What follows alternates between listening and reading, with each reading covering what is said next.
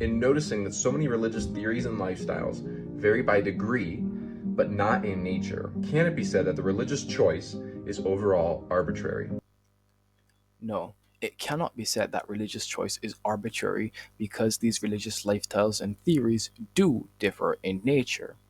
The fundamental claims of Christianity are different from the fundamental claims of Islam, are different from the fundamental claims of Judaism, are different from the fundamental claims of Buddhism, are different from the fundamental claims of Hinduism.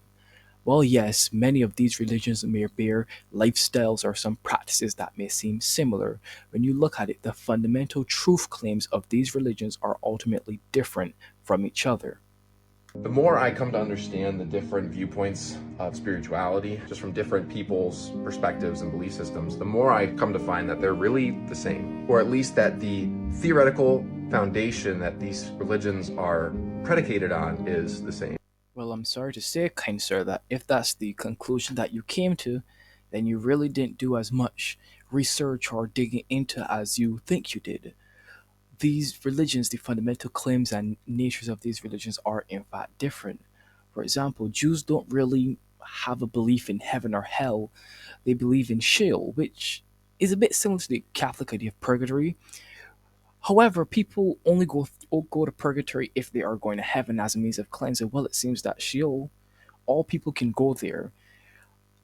Christians and Muslims, however, believe in heaven and hell, and their views are different. Both views believe that humans fell with Adam and that sin entered the world through, and because of that, we are all sinners. However, they split there. The Christian view states that the only way to get to heaven, which is eternal union with God, is to believe in Jesus and his sacrifice on the cross. Muslims believe that in order to get to Jannah, or their version of heaven, one must say the Shahada and follow the rules given by Allah to Muhammad, which are written in the Quran. Additionally, when it comes to belief in Jesus, Christians believe that God is triune, that he's one being of one essence but with three persons, another way in which is different from Judaism and Islam. We also believe that Jesus is the second person of the Trinity and that he came and died for our sins and was resurrected. Islam believes that Jesus was simply a prophet of Allah, not that he was in any way God. They believe God is Tawheed, or one, assumedly in person and being. However, Jews straight up just reject Jesus as a whole, seeing him as a false prophet and false messiah. In Buddhism, there's a rejection of the notions of heaven and hell to begin with. Buddhism is less about the afterlife and more about the here and now, even though they do have a belief in a sort of afterlife. Buddhists believe that life is nothing but pain and suffering, and in order to combat this, they participate in meditation and spiritual and manual labor to reach a state of enlightenment known as nirvana. They also believe that good or bad deeds in life store up good or bad karma, which will affect the creature and our position in another life once you're reincarnated. As it relates to Hinduism, Hindus believe that everything is God, that God is in everything. This view is also called pantheism and is not the same view as the Christian or Islamic view of God as omnipresent.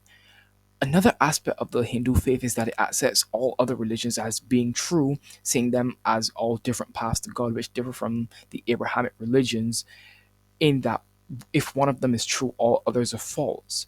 All these are perfect examples in how the fundamental claims and the fundamental nature and belief of these ideas and ideologies are all separate and different and not the same.